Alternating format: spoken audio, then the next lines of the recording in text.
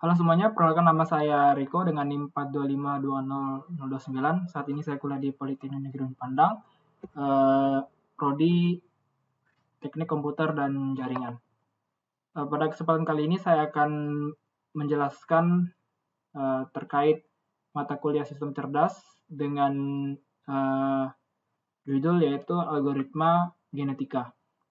Baik, kita langsung saja masuk ke dalam pengertiannya, pendahuluan yaitu apa itu algoritma genetika.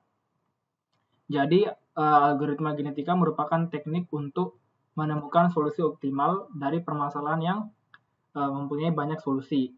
Nah, teknik ini akan melakukan pencarian dari beberapa solusi yang diperoleh sampai mendapatkan solusi terbaik sesuai dengan kriteria yang telah ditentukan atau yang disebut fungsi fitness. Jadi fungsi fitness ini akan mencari solusi terbaik dari gen yang ada atau populasi yang ada. Nah, selanjutnya di manakah penerapan algoritma ini diterapkan? Yang pertama, algoritma genetika ini saya menyebutkan 3 contoh saja. Dapat diterapkan pada menyelesaikan penjadwalan mata pelajaran sehingga dapat menghasilkan jadwal yang lebih akurat dengan aturan yang ada dalam waktu yang lebih singkat. Nah, kemudian ada optimasi komposisi bahan pangan, kemudian ada penentuan lintasan terpendek. Kita akan belajar selanjutnya ada istilah-istilah dalam genetika. Istilah-istilah dalam genetika itu ada seperti ini. Saya akan kasih lihat anunya. Nah, istilah-istilah dalam genetika itu ada yang namanya populasi. Jadi populasi ini diibaratkan kayak kumpulan individu yang akan diproses bersama dalam satu siklus proses evaluasi. Kemudian ada fitness. Fitness ini semacam fungsi yang menyatakan seberapa baik suatu individu atau solusi yang didapatkan dengan nilai yang terbaik. Nilai fitness ini tergantung pada permasalahan masing-masing. Kemudian ada seleksi. Nah, seleksi ini proses yang digunakan untuk mendapatkan kromosom-kromosom berkualitas sehingga dapat melanjutkan perannya dalam proses algoritma genetika. Jadi setelah melakukan fitness, setelah menjalankan fungsi fitness, yaitu mencari nilai terbaik, selanjutnya fungsi seleksi yaitu memilih gen yang akan dilakukan untuk crossover. Nah, jadi crossover ini proses menghilangkan 2 kromosom sehingga membentuk kromosom baru yang harapannya lebih baik daripada induknya. Selanjutnya ada mutasi. Mutasi ini adalah proses penambahan atau menggantikan gen yang hilang dari populasi.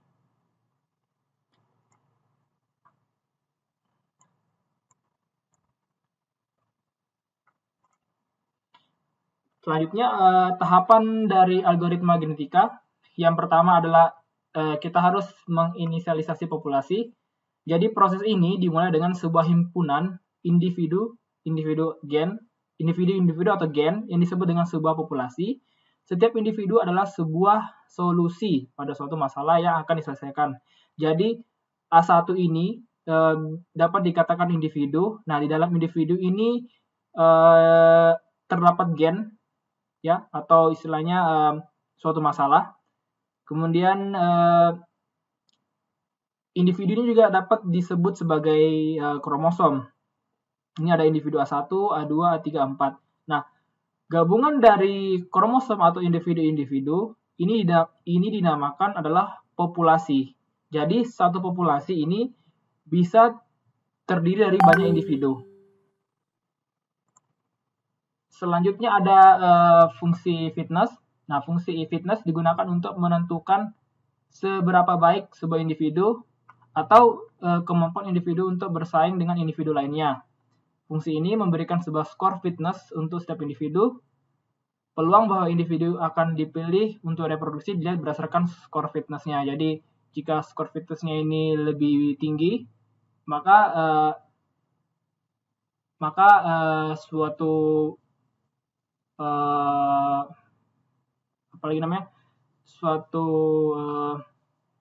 ini suatu kromosom atau suatu individu ini akan dipilih. Tahapan selanjutnya adalah seleksi. Jadi ide dari tahap seleksi ini adalah untuk memilih individu terbaik dan memberikan individu melewati gen pada generasi berikutnya. Dua pasang individu dari parents ini dipilih berdasarkan skor fitness mereka, yaitu fitness tertingginya. Kemudian individu dengan fitness tinggi ini lebih memiliki peluang atau kesempatan untuk dipilih bereproduksi atau dapat dilanjutkan untuk proses mutasi atau proses crossover. Langkah keempat adalah crossover. Untuk setiap pasang parents yang akan dikawinkan, sebuah crossover point dipilih secara acak di antara gen. Sebagai contoh misalnya crossover point adalah 3 seperti yang ditunjukkan pada gambar berikut. Nah, jadi ini dilakukan crossover dengan menukar nilainya. Ini merupakan representasi bilangan biner. Ini merupakan kromosom A1 atau ya ini kromosom A1, ini kromosom A2, di mana kromosom A1 ini masing-masing gennya ini bernilai 0, kemudian di crossoverkan di A2 itu menjadi 1. Selanjutnya adalah proses mutasi. Pada keturunan baru tertentu yang terbentuk, beberapa dari gen dapat dikenakan ke suatu mutasi dengan probability acak yang kecil. Ini mengimplikasikan bahwa beberapa dari bits dalam sebuah bit string dapat dibalik. Bisa dilihat pada gambar ini sebelum dimutasi, di mana gen-gennya di mana pada kromosom memiliki gen 11100, kemudian setelah dimutasi di mana ada 3 gen yang ditukar nilainya, di mana ini 1 menjadi 0, 0 menjadi 1, dan 0 juga menjadi 1. Oke, baik. Di sini kita akan langsung coba praktikum. Contoh kasus menggunakan program Python untuk algoritma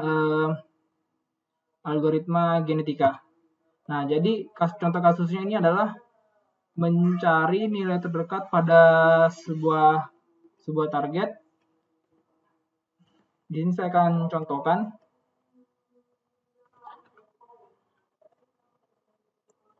Semisal kita memiliki target sebesar 200.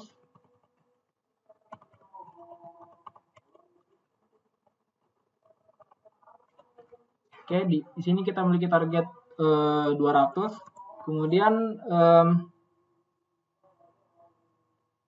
Kemudian kita memiliki sebuah kromosom yang di dalam kromosomnya itu terdapat berisi contoh 5 gen, 20, kemudian 40 atau 4 gen saja. Ini kromosom A1. Nah, ini jika dijumlahkan nilainya adalah 130. Oke.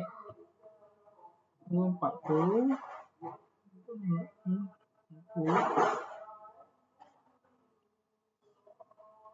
Sorry, ini 40, 2, 4, 8, 9, 10. Ini 110. Kemudian ada kromosom A2 dengan nilai, katakanlah ini 100, ini 40, 30, ini 10, ini kromosom A2. Ini kalau dijumlahkan nilainya adalah 50,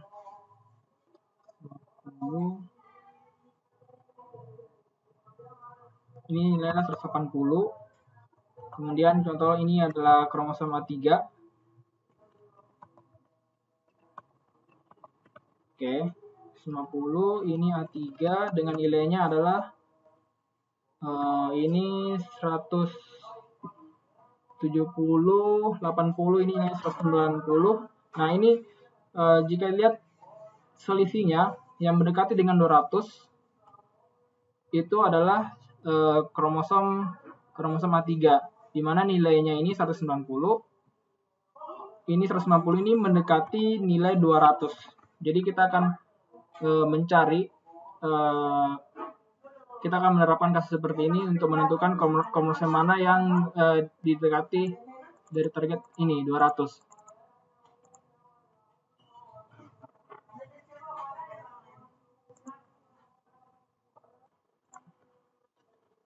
Oke, baik. Di sini kita akan membuat program untuk simulasi genetika menggunakan bahasa Python.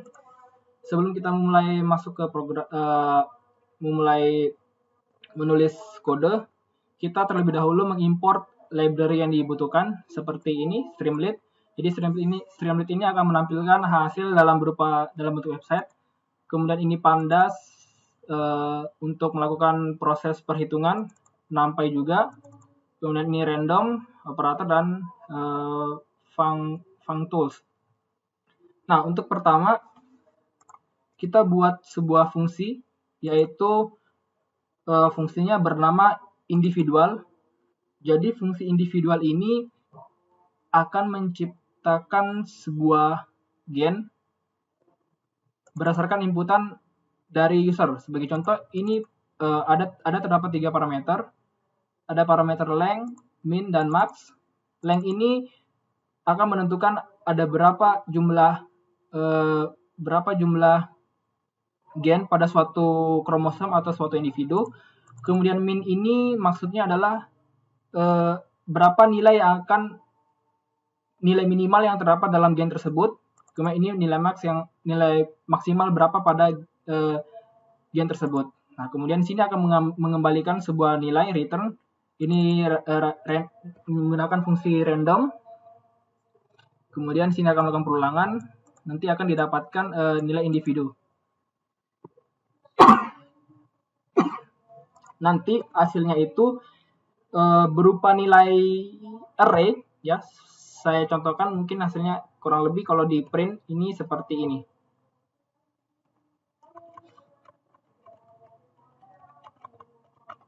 Oke, seperti ini. Nah, kurang lebih seperti ini array. Selanjutnya ada fungsi populasi. Jadi populasi ini, dalam populasi ini akan terdapat individu, masing-masing individu. Kemudian di dalam fungsi populasi ini akan dijalankan fungsi lagi, yang dimana fungsi individual, ya. Fungsi individual ini akan membuat gen-gen yang di dalam gen-gen yang individual yang di dalamnya terdapat ada gen. Kemudian populasi ini akan berisi individual. Oke. Selanjutnya ada fungsi fitness. Nah, ini fungsi fitness ini akan mencari nilai rata-rata dari sebuah populasi. Jadi nanti ini akan diciptakan sebuah populasi. Kemudian dari populasi tersebut akan dicari nilai rata-ratanya. Oke, fungsinya seperti ini. Selanjutnya ada fungsi grade. Selanjutnya ada fungsi evolve. Evolve ini fungsi evolusi. Jadi kita ini ingin istilahnya kayak mencari tahu berapa kali sebuah individu ini evolusinya, dia berevolusi berapa kali sehingga mendapatkan nilai terbaik. Oke, fungsinya seperti ini. Kurang lebih fungsinya seperti ini. Oke. Nah, ini dilakukan proses crossover, yaitu proses masing-masing individu itu disilangkan. Ya, kurang lebih seperti itu. Kemudian Ini di bawah ini adalah fungsi untuk melakukan mutasi. Jadi setelah di crossover, dimutasi, sehingga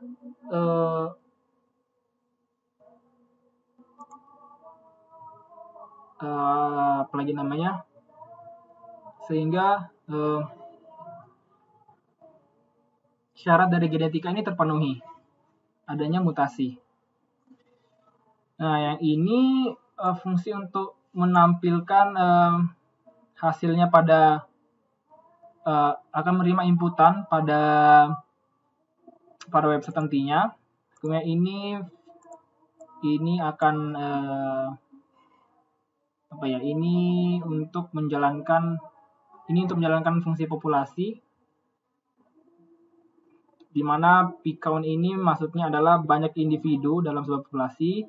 Kemudian ini banyak nilai pada sebuah individu. Ini batas nilai bawahnya untuk suatu individu, di mana ini merupakan gennya. Ini yang max ini batas atas nilai untuk elemen sebuah individu. Oke, langsung saja kita jalankan programnya.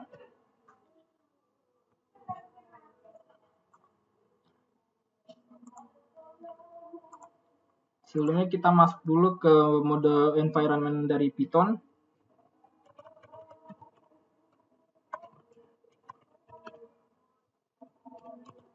Oke, jika sudah kita jalankan menggunakan perintah streamlit run genetika 2py.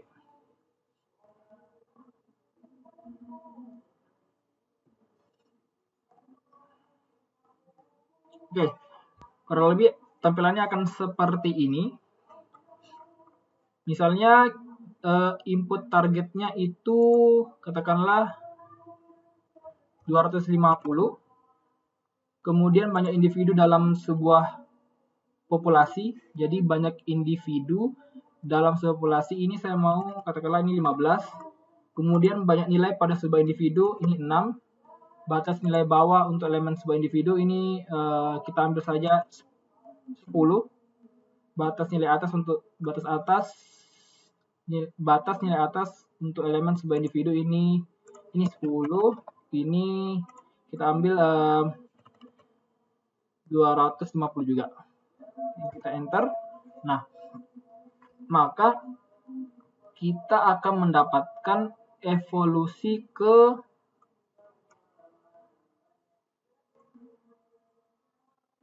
terbaik itu adalah evolusi ke 101 dengan nilai fitnessnya adalah sebesar 6. 6,0. Kita akan coba perkecil. Ini kita pakai 200. Ini kita pakai 100. Oke. Kita lihat nilai evolusinya. Di sini evolusi ke bisa dikatakan evolusi ke-13 ini sudah mendapatkan evolusi ke-14 ini sudah mendapatkan nilai terbaik. Ya, evolusi ke-14 ini sudah mendapatkan nilai terbaik. Baik, mungkin sekian video penjelasan terkait algoritma genetika. Terima kasih atas perhatiannya.